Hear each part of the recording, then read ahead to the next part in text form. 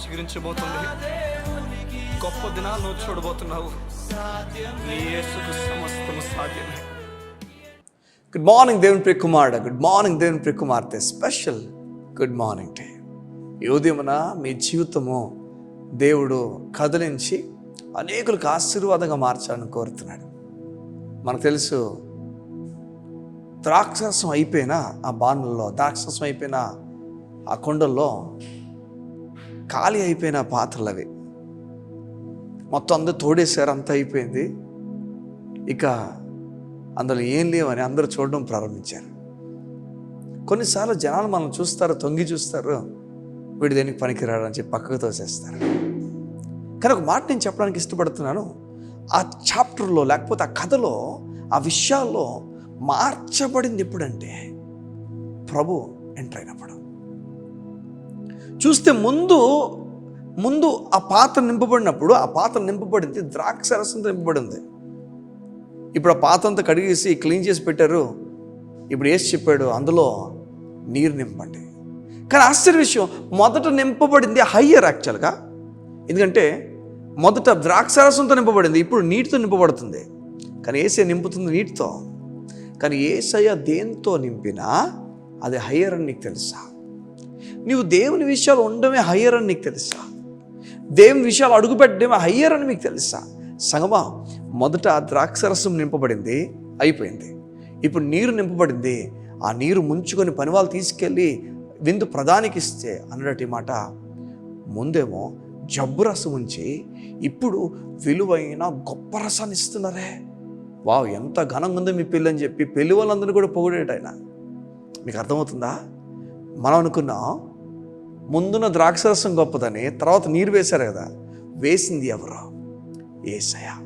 ఈరోజు నీకున్నది కొద్దిగానేమో, నీ డబ్బు కొద్దిగా అందరితో పోల్చుకుంటే నీకు 15,000, 15,000, 10,000 నీ శాలరీ ఉందేమో, లేదా 20,000 నీ జీవితంలో నీకు సరిపడట్లేదేమో. నువ్వు అందరితో పోల్చుకుని నేను తక్కువ వ్యక్తిని, మా ఫ్రెండ్స్ అందరూ బాగున్నారు, నేను బాగాలేని, ఇంతకుముందు ఇలా చేసుంటే, ఇలా అయి ఉంటే, ఇంత బాగా చదివి ఉంటే వారిలో ఉండేవాడిని కదని చెప్పి వారితో వీరితో పోల్చుకుంటున్నావేమో. సరిగా లేని బ్రతుకు నువ్వు చూస్తున్నావేమో, బాధపడుతున్నావు. దేవుడు నీతో మాట్లాడుతున్నాడు. మొదటిది జబ్బు రసమే. ప్రభు మీద ఆధారపడిన వ్యక్తి మాత్రం అది నీరైనా మధురమైన ద్రాక్షరసం మొదటితో పోల్చుకున్నప్పుడు నీ జీవితం ఉన్నతంగా ఉండబోతుంది. నీ వారితో వీళ్ళతో పోల్చుకొని తక్కువైపోయావు, నీ ఎడ్యుకేషన్ బట్టి తక్కువైపోయావు. ప్రభు బట్టి దేవుడు నీ స్టాండర్డ్స్ లేకపోతున్నాడు. నీ ఎడ్యుకేషన్ బట్టి, నీ క్వాలిఫికేషన్ బట్టి వారికన్నా నువ్వు తక్కువే, కానీ ప్రభు బట్టి వారికన్నా నువ్వు ఎక్కువే. దేవుడు నీ ఎడ్యుకేషన్ బట్టి, నీ క్వాలిఫికేషన్ బట్టి కాదు, కానీ ప్రభు బట్టి నీ స్టాండర్డ్స్ని పెంచబోతున్నాడు. నువ్వు క్వాలిఫైడ్ పర్సన్ కాదేమో, ఎప్పుడు పాస్ మార్కులు కాకుండా ఫెయిల్ మార్కులు వచ్చేమో నీకు. నువ్వు ఫెయిల్ అని చెప్పి ప్రపంచం అంతటికి తెలిసిపోయిందేమో. కానీ ప్రభు నేను నీ జీవితంలో పాస్ చేయబోతున్నాడు. నేను మధురమైన వ్యక్తిగా మార్చబోతున్నాడు. మధురంగా మారిపోయింది. చూస్తే విశ్వాసం అంతే. నీరు బండను చూస్తే విశ్వాసం అంతే. మన్నా కింద కూర్చుంది, కారణము దేవుడు తన ప్రజలకు ఇవ్వాలనుకున్నాడు అంతే. మోషే ప్రభుని అడిగాడంతే. సంగం వినండి, ఈరోజు దేవుడు నీతో మాట్లాడుతున్నాడు. ప్రభుపై నువ్వు ఆధారపడు, దేవుడు నీ జీవితాన్ని ఉన్నతంగా పైకి లేపుతాడు. బలహీనుడా, నువ్వు బలపరచబడబోతున్నావు. నువ్వు ఒంటరైన వాడా, నువ్వు 1000 మందితో సమానం. నీవు నది వలె ప్రవహించబోతున్నావు. నీరు కట్టిన తోట వలె దేవుని ఉంచబోతున్నాడు.